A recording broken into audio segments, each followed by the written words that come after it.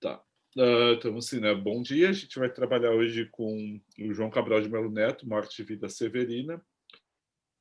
E, basicamente, né, a aula vai estar concentrada na escuta e no acompanhamento do poema. Eu mandei para vocês um material, né, em PDF que tem algumas notas biográficas sobre o João Cabral, depois alguns tópicos bem introdutórios sobre ele e depois alguns comentários sobre Morte e Vida e finalmente o poema com as sessões, todo o poema, né, comentando cada uma das sessões. Então, eu não vou fazer toda a introdução para a gente poder ler o poema, escutar o poema. Daqui a pouco eu vou abrir e mostrar a animação e a gente vai acompanhando e comentando. Realmente eu recomendo muitíssimo a animação, também o filme, e a gente vai comentando. Quanto à trajetória do João Cabral, né, vocês podem ver ali, o João Cabral ele se aproximou do grupo, né, dos modernistas, principalmente no início dos anos 40, do Bandeira e do Drummond. Né? Então, por exemplo, o primeiro poema dele, que é, né, Os Três Mal-Amados, poema dramático, ele faz dedicado ao Drummond e ele parte de um poema do Drummond que é o Quadrilha, né? João que amava a Maria, que amava a Teresa, toda aquela função. Então ele vai pegar os três personagens masculinos e fazer uma espécie de drama. Cada um tem a sua voz, elas não se encontram. Então vai ter essa relação muito forte. O João Cabral, o que eu vou concentrar um pouco é o período dos anos 50.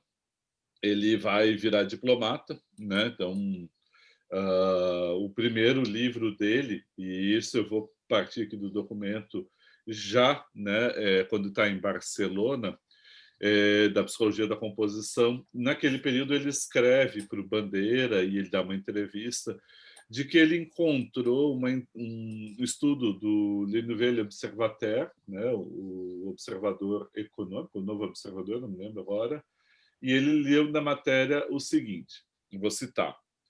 Esse livro, ele está falando do... Perdão, fazendo um parênteses, ele está falando de um livro chamado Cão Sem Plumas, que foi em paralelo à psicologia da composição. E ele diz isso na entrevista ao Antônio Carlos Sequim, que é um especialista na obra do João Cabral. Diz assim: esse livro nasceu do choque emocional que experimentei diante de uma estatística publicada no Observador Econômico e Financeiro.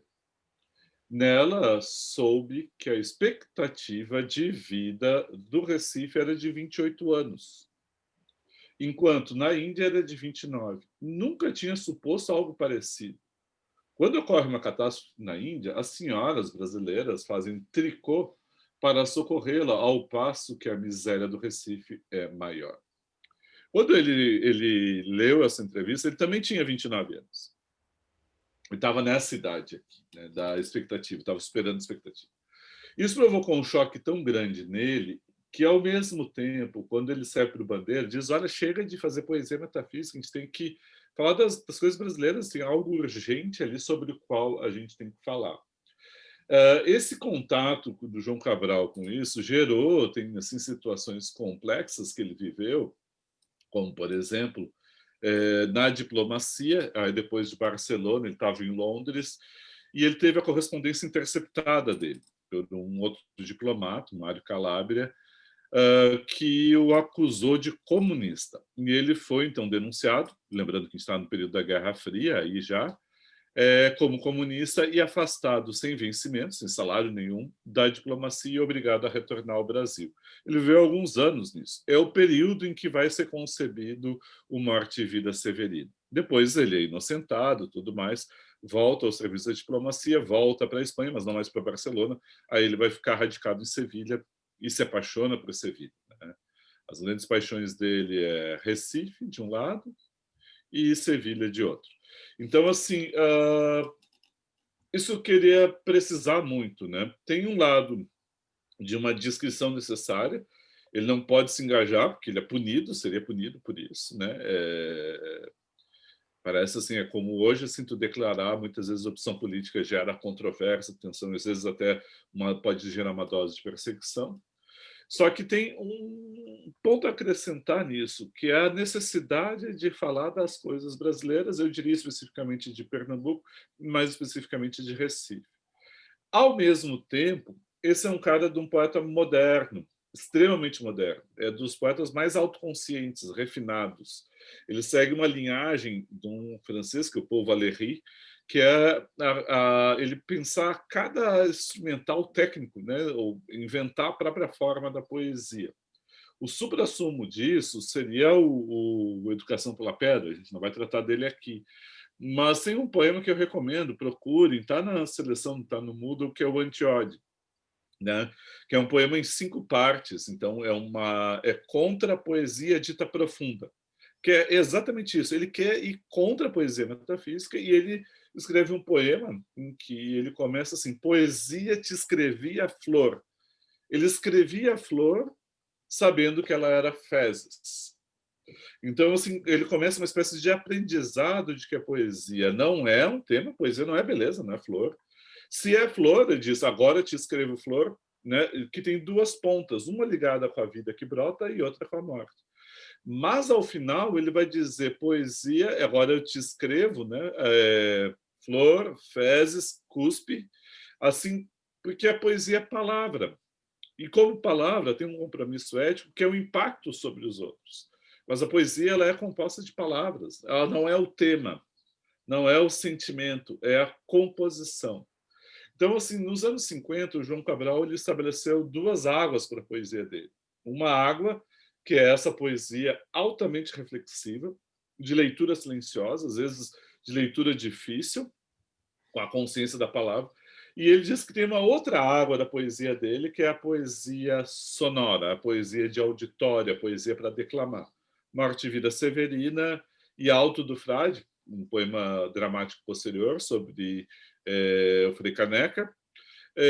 A gente tem poesias de auditório, mas tem outros poemas também que a gente poderia caracterizar isso, de não tão larga extensão.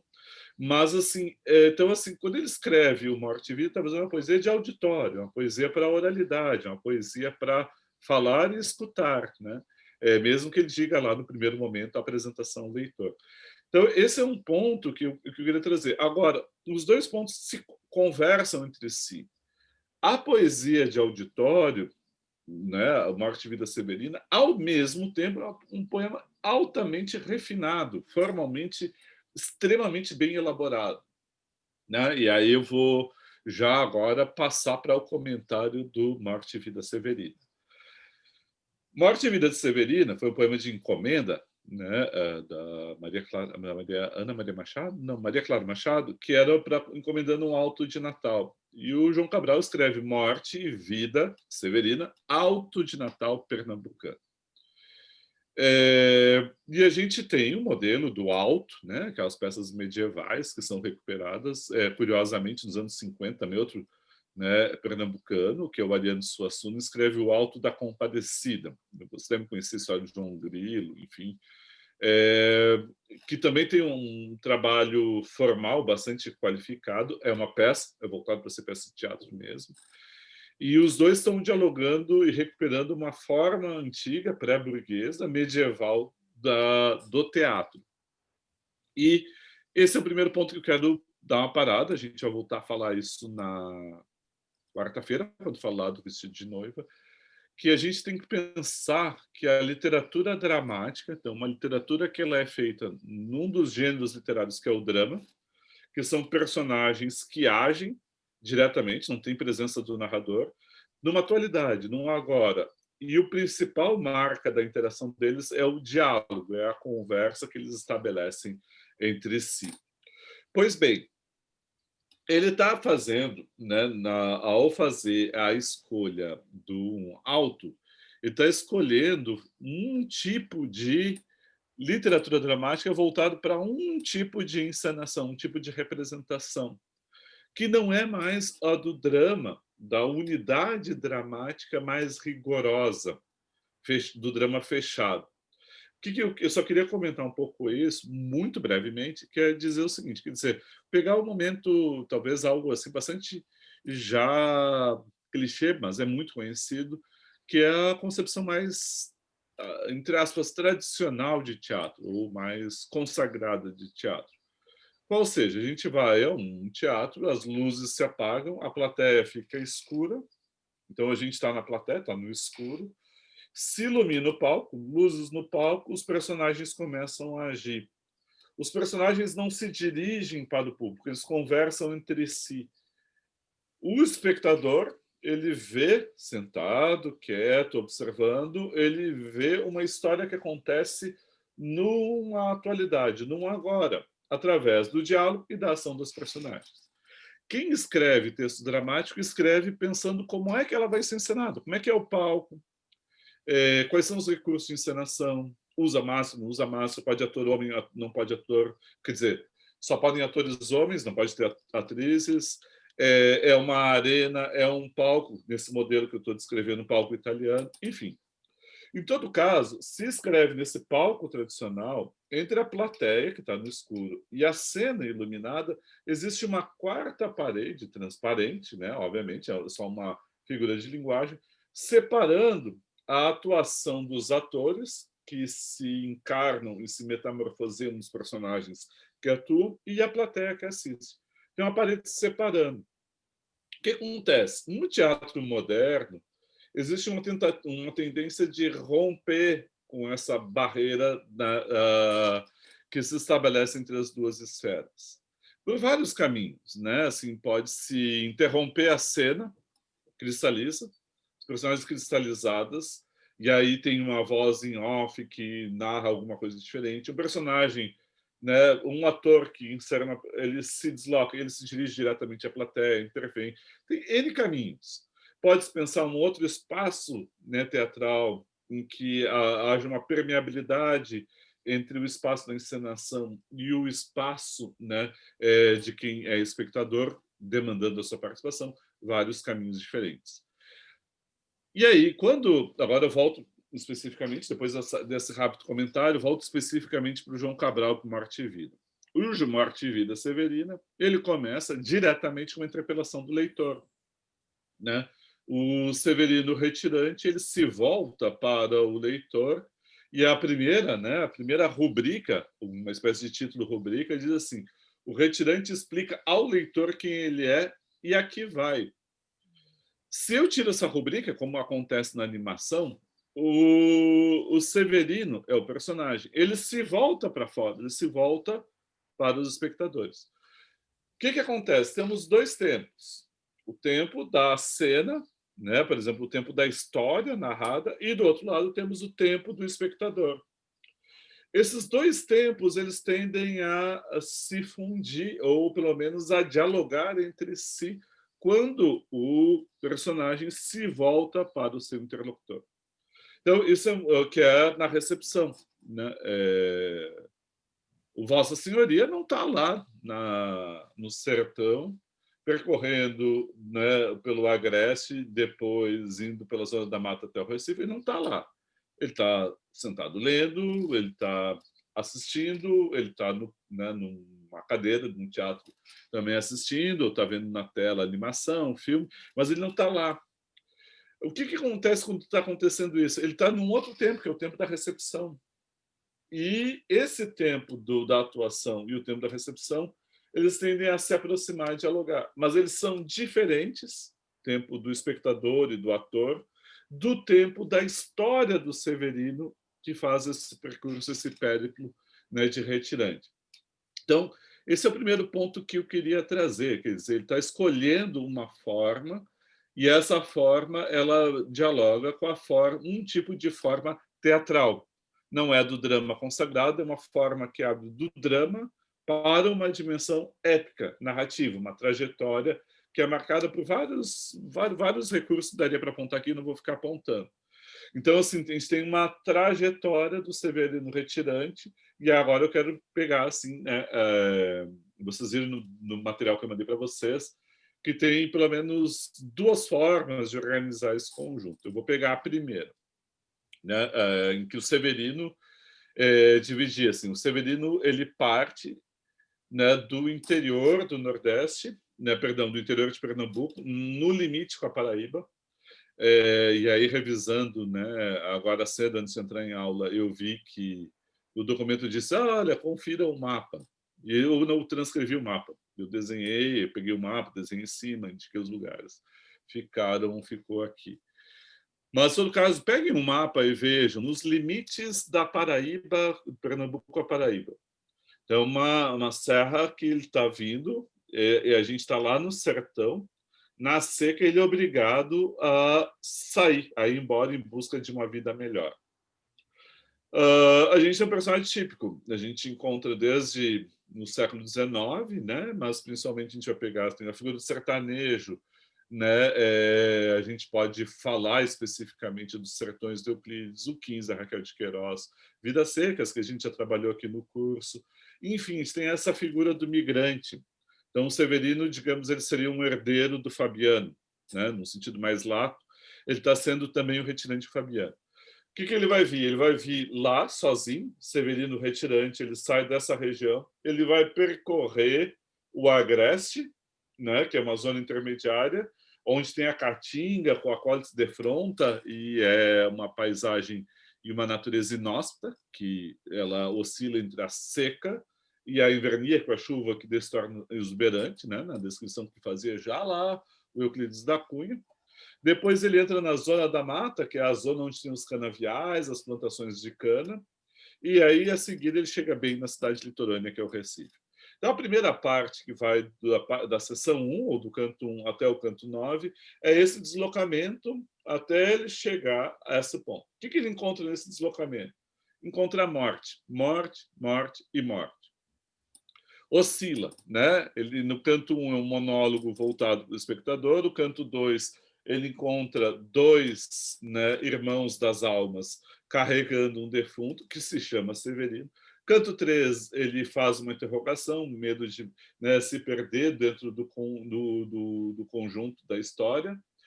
No canto 4, ele ouve uma cerimônia coletiva de funeral, que são a Cantiga das Excelências, é um ritual funerário, né, que está acontecendo. No 6, no 5, ele está cansado, ele pensa em interromper a viagem um tanto, né, trabalhar, conseguir algum intervalo até voltar a chover para poder continuar. No 6, ele aí tem um diálogo com uma mulher que está parada na janela, é uma dimensão dramática mesmo, estão dialogando na cena, e ela é uma rezadeira, profissão rezadeira, e ela tem como ofício cantar a morte. E todo o ofício dele de plantar, de vaqueiro, de cuidados, de trabalho, não tem serventia ali.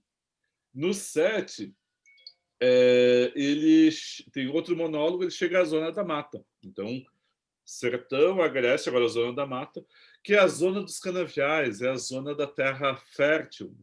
E ele tem uma expectativa utópica. Ele, puxa, cheguei a uma terra em que eu não vejo ninguém trabalhando, porque não precisa trabalhar, uma terra que ela brota, ela dá frutos, não precisa tanto esforço como na terra seca.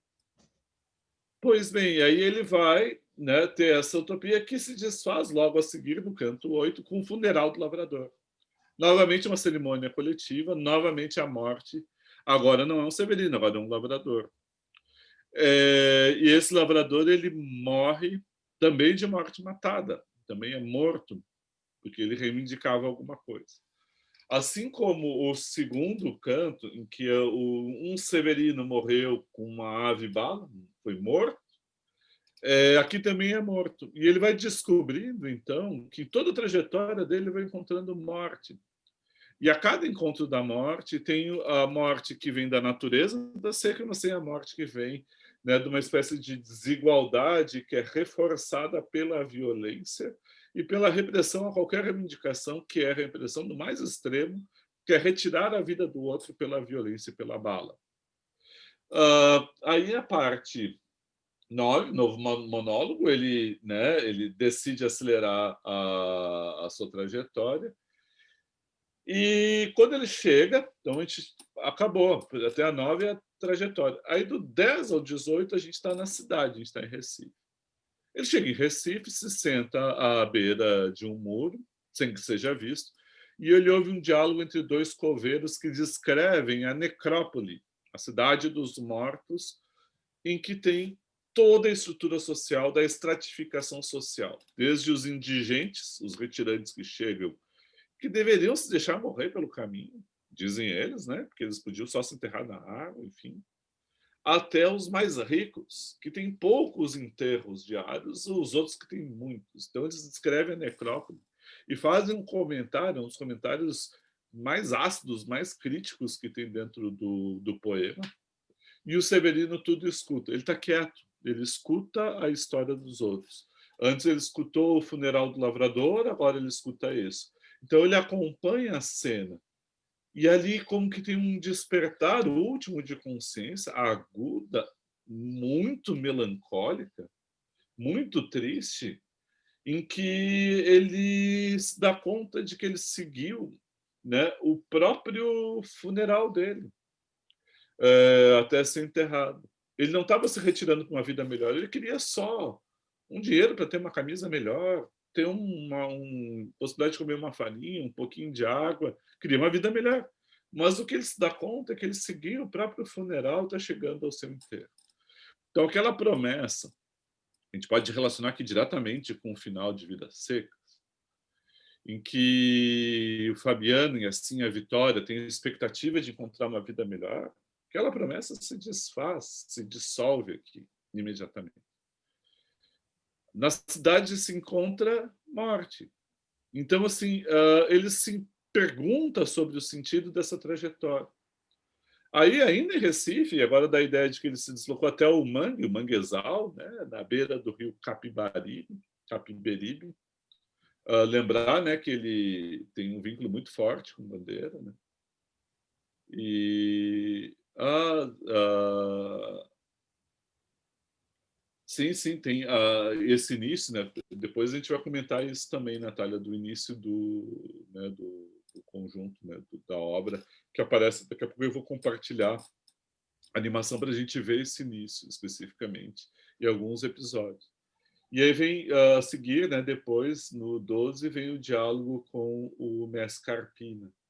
E a interrogação dele é se mais vale ficar ali ou saltar para fora da ponte da vida. Esse é um dos pontos, esse é um canto crucial, que é o 12, que é a última vez em que o Severino se manifesta. Depois ele não se manifesta. E a manifestação dele é uma interrogação. Ele está se perguntando especificamente sobre a pertinência de continuar a viver ou de morrer.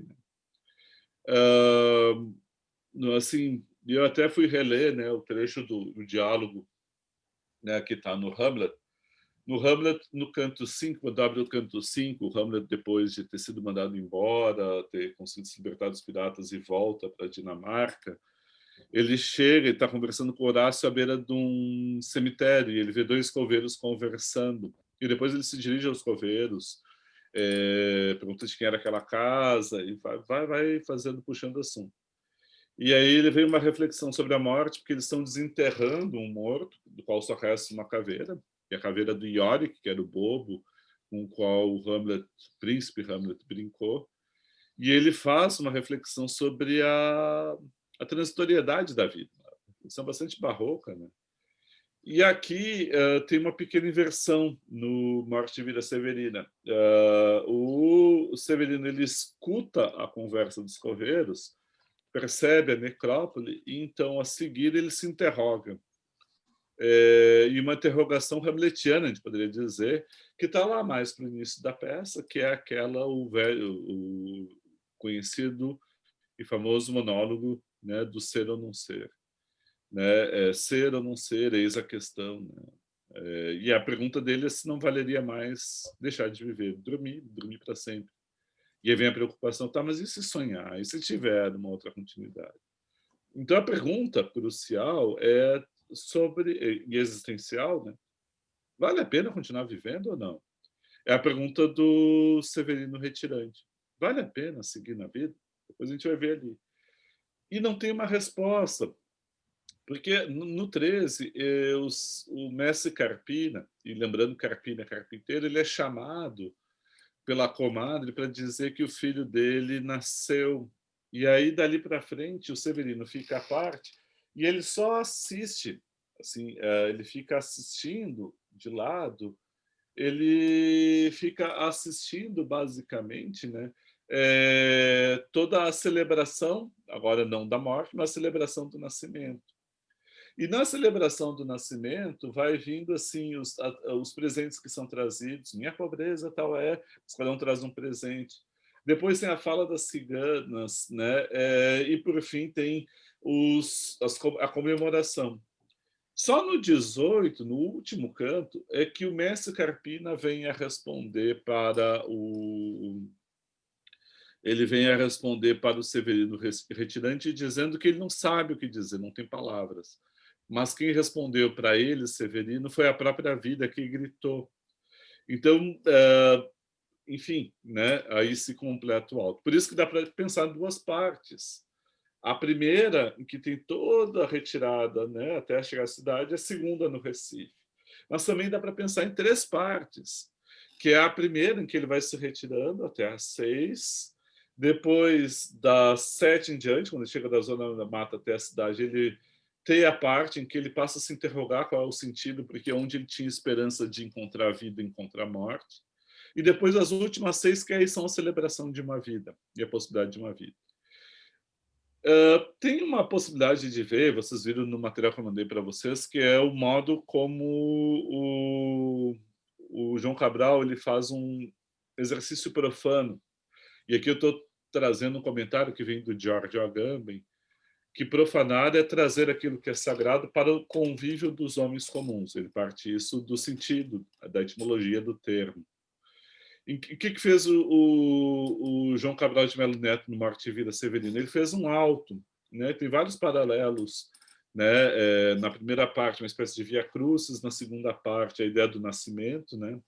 E ele vem, faz todo o percurso para celebrar o nascimento de uma criança que traz uma promessa. Mas essa promessa não é uma promessa, uma chegada do Messias mesmo, né? Que vem a trazer o sentido e revelar o sentido integral da existência do homem num cosmos maior, organizado e regido por Deus, mas é uma promessa de um sentido a ser construído pelas próprias pessoas, porque ele está aberto.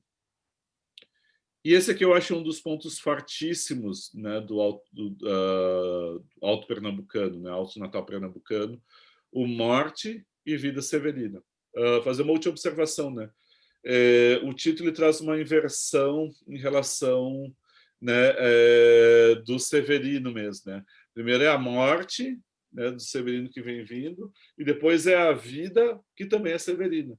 Mas aparentemente não é o Severino, então parece que está celebrando algo para além do que é propriamente aquela primeira parte, né? Algo que vai para além daquele Severino que retirou e aquele Severino da cidade. Mas no final tem aberto, que é saber o que o Severino retirante fez depois da resposta do mestre Carpina. E isso não está dito no poema. Então, por isso que eu acho que dá para dizer que nesse diálogo com a tradição religiosa, a produção de sentido não vem mais do nexo com a transcendência, mas vem da imanência mesmo. Quais são as decisões e as escolhas que as pessoas fazem, ou que o Severino faz. Eu fiz essa apresentação bastante genérica, bastante ampla e muito rápida, para a gente comentar um pouco alguns trechos do poema. E aí agora eu quero compartilhar com vocês a animação e a gente aí vai seguir, vai ver exatamente essa abertura que a Natália agora comentou que tem na animação, né? E a ideia é a gente assistir um pedaço e comentando, tá? Só vou pedir para vocês me indicarem se estão ouvindo direitinho. Né?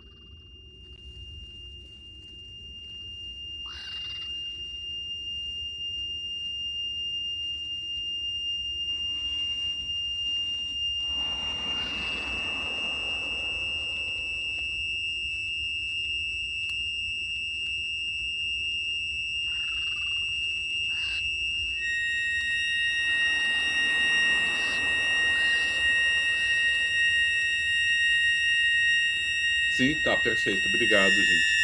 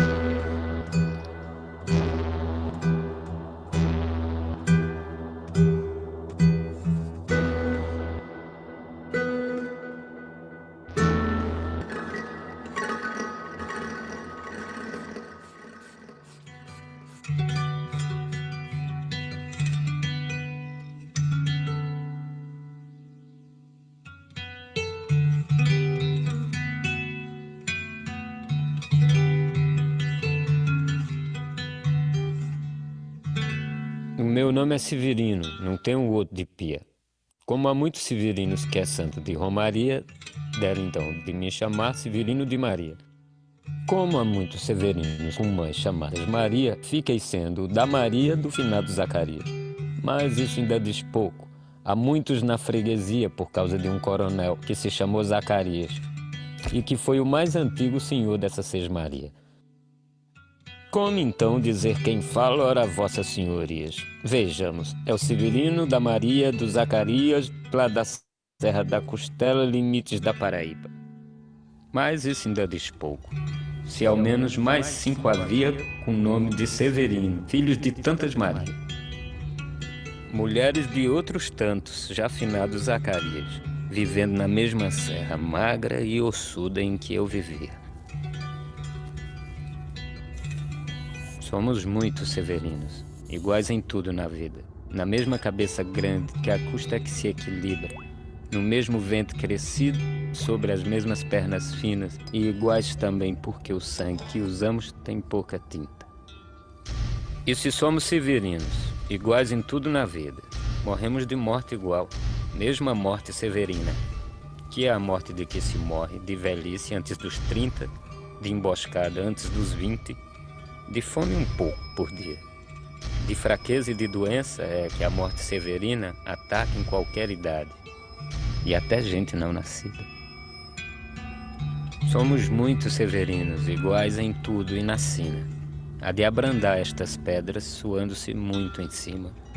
Há de tentar despertar terra sempre mais extinta.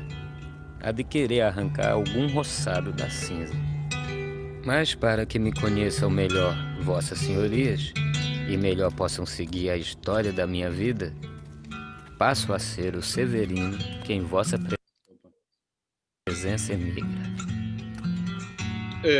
Eu vou deixar mais um pouquinho, quer ver, que vai escurecer agora a tela, né? Ele vai se perder lá na distância e escurece a tela. Repare que essa é a primeira sessão do poema, né? E aí tem uma leitura que é feita na animação que eu acho bastante interessante, de destacar algumas coisas. Assim, primeiro, todo ele em preto e branco, os traços, né, aqueles olhos fundos e escuros que podem representar a própria morte, né? Assim, tem a coisa assim de algo sombrio ali, mas ele tem os traços expressionistas e as escolhas. Primeiro, a escolha de tudo tem a questão da tinta preta, né? A raiz disso era uma HQ, né? Uma graphic novel. Então, assim, ao passar para a animação, manteve isso, a ideia de desenho, né? Então, assim, tem a mão do artista ali, que está revelado ali, né? Mas a gente tem mais do que isso, a gente tem um tipo de expressividade em que, para representar os severinos, vai aparecendo, deixa de ser uma voz individual, vai sendo uma voz coletiva, essa multiplicidade, né, que se confunde. E aí expressa bem um problema, que é o problema central, que é o problema da individuação. Como é que eu me individuo? Quem sou eu se o meu nome é o mesmo nome de tantos outros? Se a minha identidade ela se confunde com a de tantos outros? Como é que eu me explico? Como é que eu me defino? E ele se define de modo deítico no final, quando ele diz, né? Mas para que me conheçam melhor vossas senhorias e melhor possam seguir a história de minha vida, passa a ser o Severino que em vossa presença emigra. Ele se dirige de modo respeitoso ao interlocutor, ao espectador, ao leitor, mas ao interlocutor, de modo geral, está se dirigindo de modo respeitoso, fazendo uso de uma forma que no português, principalmente brasileiro, é mais rara, que é esse do vós, vossa, e ele põe os leitores, interlocutores, numa distância muito grande em relação a ele. E nessa colocação da relação do diálogo, ele se apresenta: eu sou o que em vossa presença amiga, eu sou o que estou aqui presente atuando. Então, eu sou esse indivíduo que está aqui. O que eu posso dizer é que a minha história se confunde com a de tantos, mas eu, individualmente, eu sou o que estou em presença de vocês aqui. A escolha que é feita também de entrada e de ele vem entrando ao longe, depois ele partindo ao longe, lembra muito, não sei se de modo intencional, mas dialoga com a abertura e o fechamento de Vidas Secas. Lembrar aquele ruído que vem vindo, né? E a família vem chegando, e depois, quando eles vão embora, a família vai desaparecendo lá no fundo. Então tem uma espécie de diálogo visual entre os dois universos, né? O de Vidas Secas e o de Morte e Vida Severina. Também eu acho que é importante acrescentar a figura da morte. A morte é uma presença, e aí nessa adaptação que eles fizeram, nessa recriação, né? Tem todo um debate se é adaptação, recriação, qual é o termo que é melhor usado aqui. Mas, em todo caso, nessa passagem do poema para a animação, há uma escolha estética que é a morte ganhar uma concretude de personagem. Ela é alegorizada como uma personagem. Então, ela aparece ali de modo sombrio, naquele momento que ele refere, e é afigurado aqui na tela, não é só algo dito, que é dos meninos, das crianças não nascidas que também morrem. E, por fim, tem a questão dessa sequência de morte, né? Né? Se morre dos mais diversos modos, né? E aí a morte ela vem, né? De velhice antes do 30, emboscada antes do 20 e de fome um pouco cada dia, e mesmo para quem nem nasceu. Então, esse é uma coisa bastante interessante, né? Sim, vale ter razão. Até o barulho agudo, a questão da sonoridade, né? É muito importante aqui.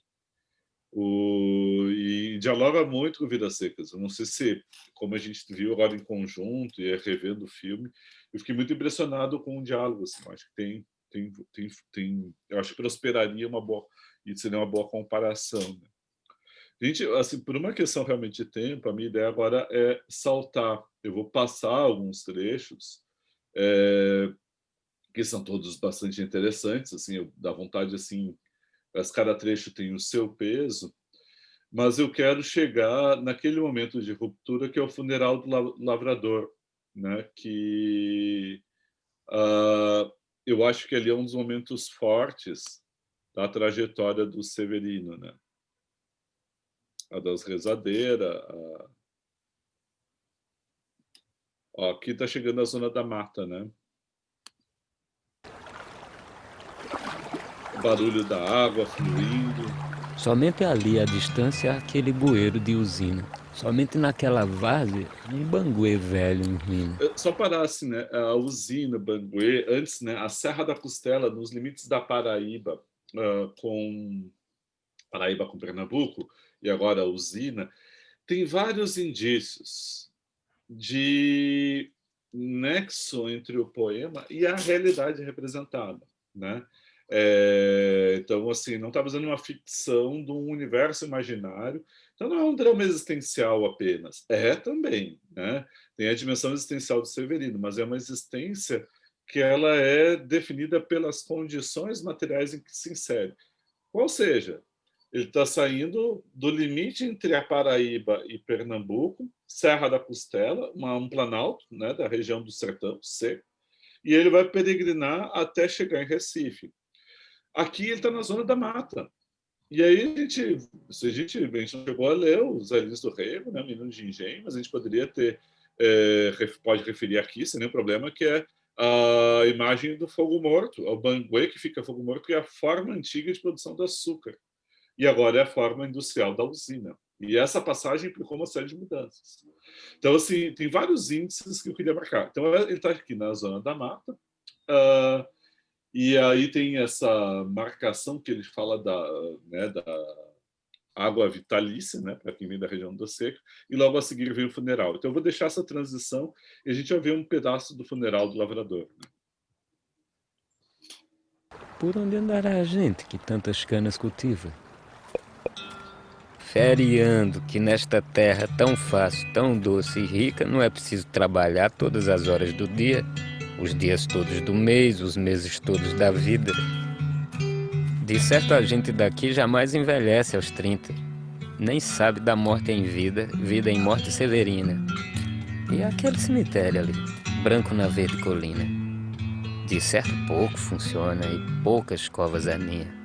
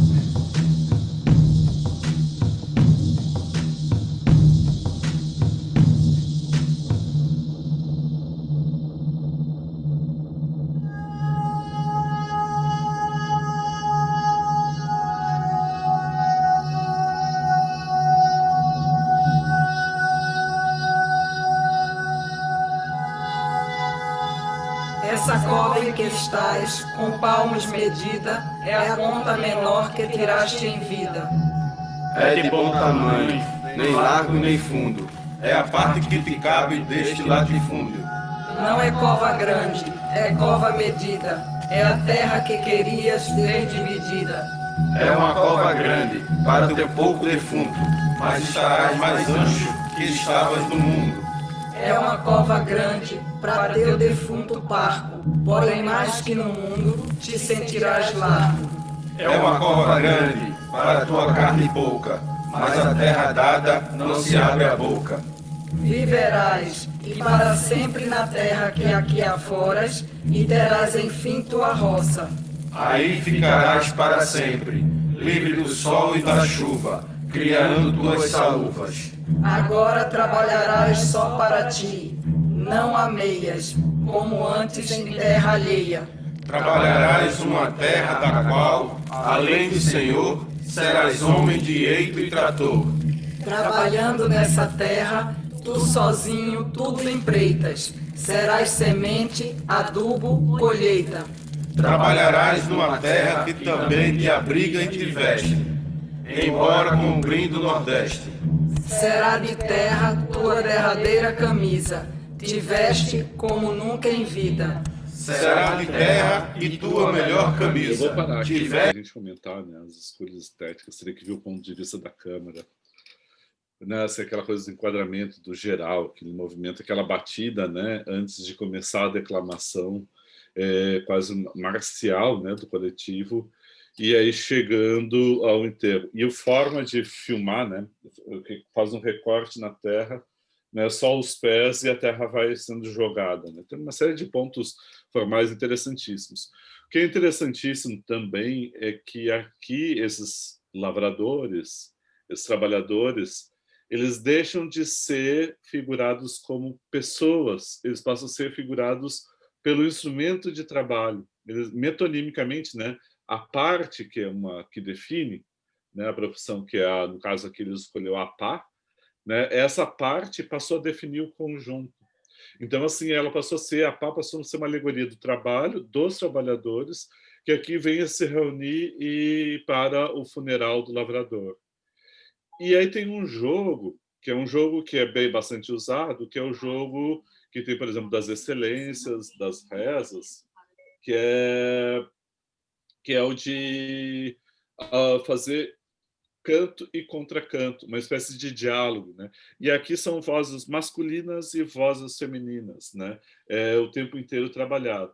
Agora, dá uma feição que ela é uma feição mais intensa, quase assim, vira um canto ritmado, quase um canto, eu vou forçar um pouco a barra aqui, só um pouco, para dar uma espécie de canto marcial, quase um canto guerreiro, um canto de imposição. É bastante diferente, por exemplo, a adaptação para a canção, se você botar no Funeral do Lavrador, Chico Buarque escutarem, o canto do Chico ele tem uma dimensão mais lírica. Eu só não vou botar aqui por uma questão realmente de tempo, mas assim, eu vou atacar um pouco os ouvidos de vocês. Mas ele vira uma canção e aí tem muito de uma espécie de melodia melancólica, quase elegíaca, né? Uma espécie de lamento da morte do lavrador. Né? Essa cova em que estás, com palmos medida, é a cota menor que tiraste em vida. É um outro tom, é muito diferente. Né? Então, por isso, é interessante ver todo esse conjunto de escolhas que chegam aqui. Eu vou fazer um novo salto agora para a gente ver a última fala do Severino Retirante. E aí essa parte da morte severina se encerraria, que é depois de ele chegar na cidade, ele assistiu a conversa dos coveiros, que eu acho que até vale, né, assim, para ver um pouco da figuração da necrópole. Aqui ele já está em Recife, e ele aqui começa aqui, né? Fica vivendo no meio da lama, com medo dos siris que apanha. Pois bem, quando sua morte chega, temos de enterrá-los em terra seca. Coveiros falando. Na verdade, seria mais rápido e também muito mais barato. Olha o que ele está falando dos retirantes, né? Depois a gente já passa para o monólogo E para falar... Sacudissem de qualquer ponto dentro do rio e da morte. O rio daria mortalha e até um macio caixão de água. E também o acompanhamento que levaria com passo lento o defunto ao enterro final, a ser feito no mar de sal. E não precisava dinheiro, e não precisava coveiro, e não precisava oração, e não precisava inscrição.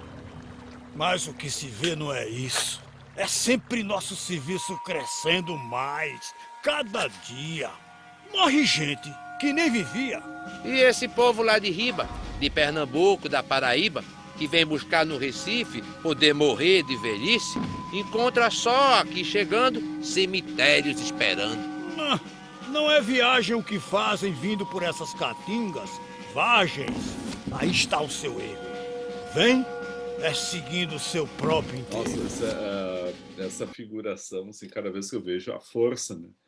A gente vê todos os personagens severinos vindo. E aí a fala, né? Esse povo lá de riba, de Pernambuco, da Paraíba, que vem buscar no Recife poder morrer de velhice. Encontra só aqui chegando os cemitérios esperando. Não é viagem que fazem, vindo por essas caatingas, vargens. Aí está seu erro. Venha seguindo o próprio enterro. Você imagina, o Severino chega no Recife e ouve que ele faz parte de um grupo de retirantes que eles, na verdade, eles seguem o próprio enterro quando fazem a retirada. Vêm a morrer na cidade. E dá mais trabalho para os coveiros, que reclamam do trabalho recebido, da quantidade de mortos que são obrigados a enterrar.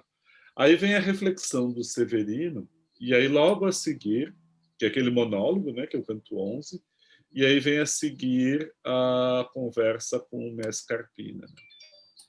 Que é isso que a gente vai ouvir agora.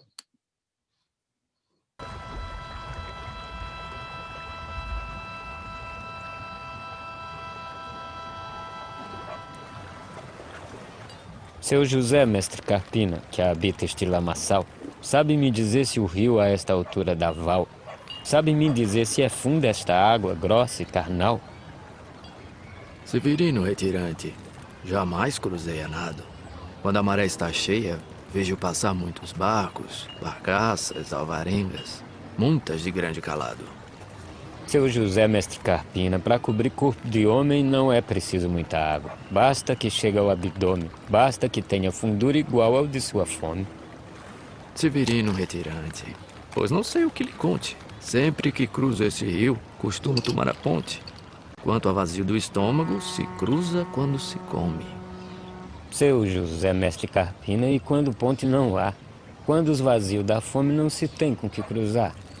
Quando esses rios sem água são grandes braços de mar? Severino retirante, o meu amigo é bem moço. Sei que a miséria é mar largo, não é como qualquer poço. Mas sei que para cruzá-la vale bem qualquer esforço. Seu José, mestre Carpina, e quando é fundo peral? Quando a força que morreu nem tem onde se enterrar? Porque ao puxão das águas não é melhor se entregar? Severino retirante, o mar de nossa conversa precisa ser combatido sempre. De qualquer maneira, porque senão ele alaga e devasta a terra inteira. Seu José, mestre Carpina, e em que nos faz diferença que como frieira se alastre, ou como rio na cheia, se acabamos naufragados num braço do mar miséria? Severino retirante, muita diferença faz entre lutar com as mãos e abandoná-las para trás. Porque ao menos esse mar não pode adiantar-se mais.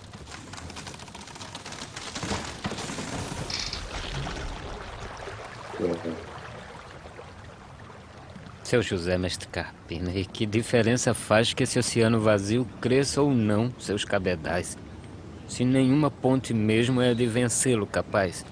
Seu José, mestre Carpina, que lhe pergunto permita, há muito no lamaçal apodrece a sua vida? Severino retirante, sou de Nazaré da Mata, mas tanto lá como aqui, jamais me fiaram nada. A vida de cada dia hei de comprá-la. Seu José, mestre Carpina, e que interesse me indiga há nessa vida a retalho, que a cada dia adquirida. Espera poder um dia comprá-la em grandes partidas. Severino retirante, não sei bem o que lhe diga. Não é que espere comprar em grosso de tais partidas, mas o que compra retalho é de qualquer forma vida. Seu José, mestre Carpina, que diferença faria se, em vez de continuar, tomasse a melhor saída? A de saltar, numa noite, fora da ponte da vida. Eu acho bastante, assim, cada vez que eu leio, releio esse trecho, né, que é um diálogo bastante agressivo. O mestre Carpina aqui, ele funciona como uma espécie de duplo lá da rezadeira, né? Então o Severino, ele interroga a rezadeira em procura de trabalho lá atrás, né? Interromper a viagem para ver se consegue trabalho, para conseguir sobrevivência. Não tem, ele segue. Aqui o mestre Carpina faz às vezes daquela rezadeira e o Severino está procurando, está interrompendo de novo. Ele também quer interromper a jornada. Só que a interrupção da jornada aqui é saltar para fora da ponte da vida, né? Assim, o impacto de ele descobrir que ao longo da trajetória, mesmo em terra mais fértil como a Zona da Mata, mesmo na cidade onde deveria ter a civilização, ele só encontrou a morte e o percurso dele seria em direção à morte. E aí ele encontra no manguezal, na beira do Recife, ele encontra uma vida precária, bastante miserável, né? Assim, ele pergunta para o... Imagina, ele chega e pergunta para o outro, para o mestre Carpina, pergunta assim, mas há muito no lamaçal apodrece a sua vida? Vocês imaginem alguém perguntar isso para vocês? E aí a tua vida é assim, podre mesmo, esse lamaçal? É de uma intensidade, é de uma força, de uma negatividade, assim, bastante marcada, né? Intensa, né? Então, essa interrogação com que ele acaba, a de saltar numa noite fora da ponte da vida, é a última fala de Severino. Daqui, desse canto 12, que é a última fala, até o 18, tem mais 6, o Severino vai ficar quieto. E aí tem uma peculiaridade. Entre a pergunta que ele faz e a resposta dada pelo mestre Carpina, vem uma sequência que é dada pelo nascimento do filho do mestre Carpina. Por isso que é importante lembrar que não é gratuito que o mestre Carpina está ligado a carpinteiro, que é um mestre carpinteiro, é um personagem que se singulariza aqui, e vem a nascer o filho dele. É como se tivesse o Severino peregrinando, ele chega perto da manjedoura, encontra o José e conversa com ele. José, e agora, José? A festa acabou, o povo sumiu, né? Ou agora, São José, e agora você que... Então, assim, é como se estivesse perguntando assim, tá, mas e agora? O que eu faço? E aí a resposta desse que vai nascer fica em suspenso. Vem uma espécie, entre aspas, de resposta que é dada existencialmente ou materialmente pela vida que surge. Só que o interessante também é ver a resposta do mestre Carpina, que era uma resposta que muito João Cabral gostava. É um dos raros poemas, se vocês botarem a busca, vão encontrar, que o próprio João Cabral declama, é essa última parte do Morte e Vida Severina, né? Então, por isso que eu acho que valeria dar uma atenção, né, essa parte aqui, né? Vou só avançar ali até... Vamos lá.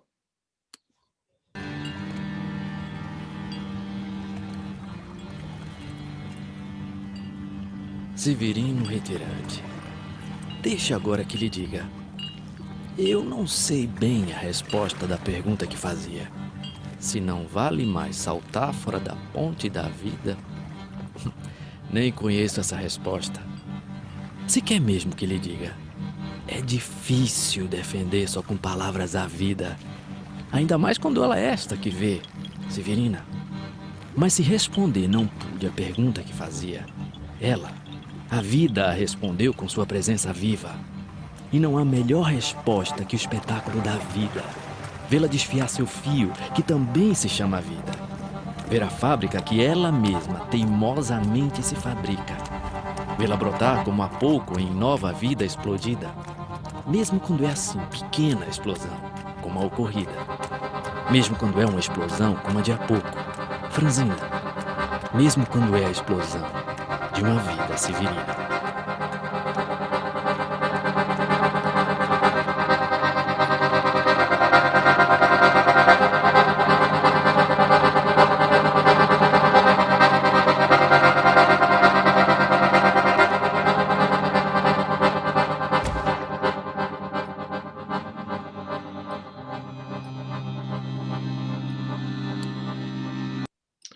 Bom, e aqui se encerra, né, esse trecho final, a resposta do mestre Carpini, enquanto ele está falando, e a voz dele em off, assim como lá no funeral do lavrador, né?